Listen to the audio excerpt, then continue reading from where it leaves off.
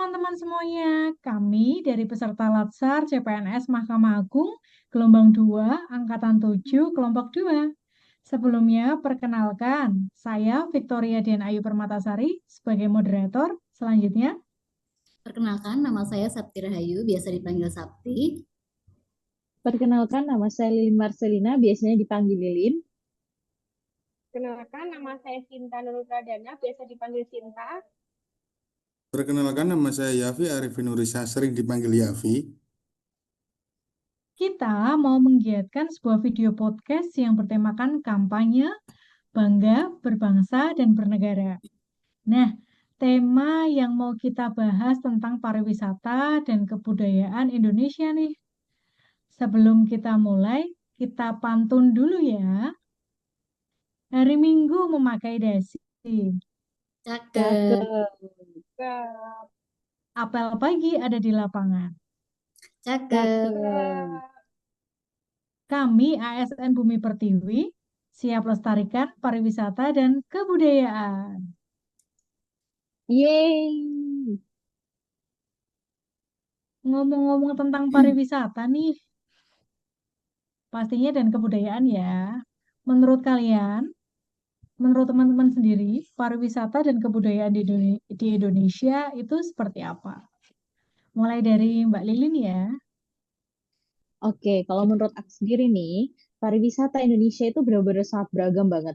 Karena Indonesia sendiri merupakan negara maritim yang mencakup gunung dan lautan secara luas dan tentu saja pemandangannya sangat indah banget nih. Jadi nggak bisa dipungkiri, buatan Tuhan ini sangat diminati bahkan sampai dengan mancanegara. Seperti itu. Kalau menurut Mbak Sapti, Menurut saya, pariwisata Indonesia adalah cerminan kekayaan dan juga kebanggaan bangsa, yaitu salah satu wujud nyata dari kekayaan budaya, keindahan alam, dan juga keragaman suku bangsa yang dimiliki oleh negeri ini. Dari Sabang sampai Merauke, dari Miangas sampai Pulau Rote. Kemudian Indonesia menyimpan potensi pariwisata yang luar biasa, mulai dari pantai-pantai eksotis, pegunungan yang memukau, hingga warisan budaya yang mendunia, seperti batik, wayang, dan juga candi-candi bersejarah. Seperti itu, Kak. selanjutnya Mbak Sinta deh Mbak. dan Indonesia kan sangat beragam ya, yang terdiri dari suku, bahasa, adat istiadat, serta warisan budaya yang unik. Seperti kalau di Jogja ada gamelan, seni wayang kulit, dan yang harus tetap kita lestarikan. Baik. Apa sih yang membuat Indonesia menjadi destinasi wisata populer atau memiliki daya tarik tersendiri? Menurut Mbak Sapti apa Mbak? Menurut saya yaitu banyak sekali ya Kak ya. Yang pertama karena keindahan alam yang luar biasa. Indonesia dikenal sebagai negara kepulauan terbesar di dunia dengan lebih dari 17.000 pulau yang menawan keindahan alam yang beragam. Kemudian memiliki kekayaan budaya dan juga tradisi. Indonesia memiliki 13.000 suku bangsa dan juga bahasa daerah. Kemudian ada juga keragaman kuliner seperti itu. Selanjutnya dari Mas Yafi. Menurut saya, Indonesia jadi destinasi wisata yang populer karena keramahan masyarakat Indonesia bikin wisatawan merasa betah. Ditambah lagi banyak pilihan aktivitas seru seperti ekowisata dan petualangan alam, serta harga yang terjangkau. Semua itu bikin Indonesia punya daya tarik yang nggak bisa ditolak. Mantap. Selanjutnya, dampak positif yang dirasakan oleh masyarakat jika wisata dan budaya Indonesia menjadi populer, apa aja tuh? Mbak Sapti, dijawab ya Mbak. Jadi, menurut saya dampak positif ini sangat banyak ya Kak ya. Misalnya salah satu contohnya itu bisa meningkatkan pendapatan dan juga lapangan kerja. Di sektor wisata bisa menciptakan banyak peluang kerja bagi masyarakat lokal. Kemudian mendorong pelestarian budaya dan juga tradisi. Kemudian memperkuat identitas dan juga rasa bangga. Kemudian meningkatkan infrastruktur dan juga fasilitas umum. Kemudian meningkatkan kesadaran lingkungan dan juga membuka akses global dan juga promosi daerah. Seperti itu. Mantap ya Mbak Sapti jawabannya ya Mbak. Nah, selanjutnya saya mau tanya ke Mas Yafi nih. Mas, gimana Mas cara meningkatkan kualitas destinasi wisata di Indonesia, Mas? Untuk meningkatkan kualitas destinasi wisata di Indonesia, kita perlu fokus di beberapa hal nih. Dari infrastruktur misalkan harus ditingkatkan lagi, mulai dari akses transportasi sehingga fasilitas akomodasi supaya wisatawan merasa nyaman. Selain itu, pelatihan buat masyarakat lokal dan pemandu wisata penting banget nih, biar pelayanan semakin oke. Jangan lupa juga kita harus jaga kelestarian alam dan budaya supaya destinasi tetap menarik dan nggak rusak pastinya. Serta promosi juga harus lebih kreatif, pemanfaatan media sosial dan teknologi buat kenalin destinasi Indonesia ke dunia. Terakhir, kolaborasi antara pemerintah, swasta, dan masyarakat lokal penting buat menciptakan wisata yang menarik dan berkelanjutan. Dengan langkah-langkah ini, kualitas destinasi wisata Indonesia pasti akan semakin bagus. Seperti itu, Mbak. Nah, selanjutnya, kalau menurut teman-teman, bagaimana strategi yang efektif untuk pengenalan pariwisata dan kebudayaan Indonesia supaya bisa dikenal di mancanegara? Kali ini Mbak Lilin ya Mbak yang jawab. Oke, menurut aku untuk strategi efektif nih untuk pengenalan pariwisata agar bisa dikenal mancanegara gitu ya. Menurutku ada tiga nih utamanya, yaitu pertama itu pendekatan placemaking dan kolaboratif ya.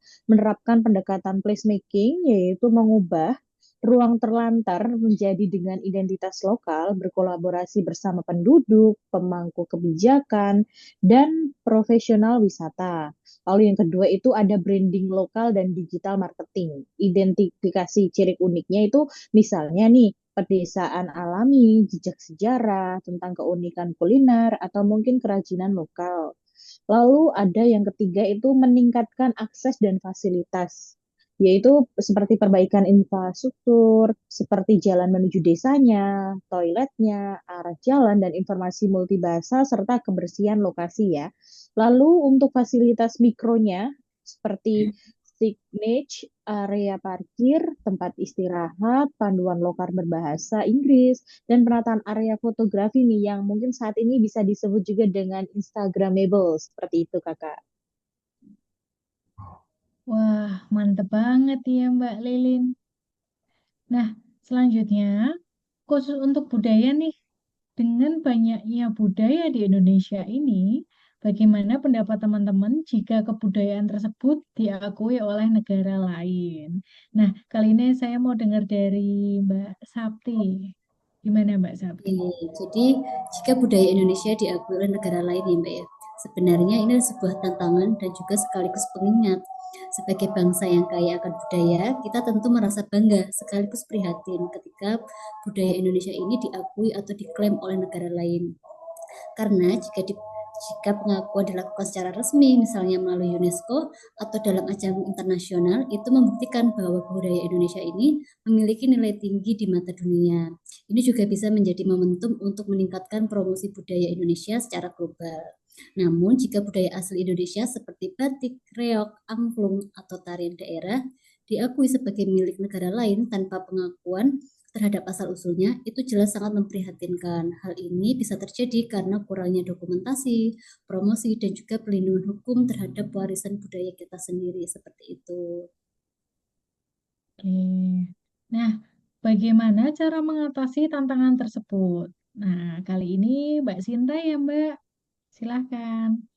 Nah, salah satu solusinya membangun dan meningkatkan infrastruktur pariwisata dengan bekerja sama dengan pemerintah setempat, termasuk dengan membangun transportasi jalan akomodasi di tempat wisata tersebut, serta pengoptimalisasi promosi digital kayak yang promosi ke media sosial yang melibatkan influencer lokal yang lagi viral dan banyak followersnya.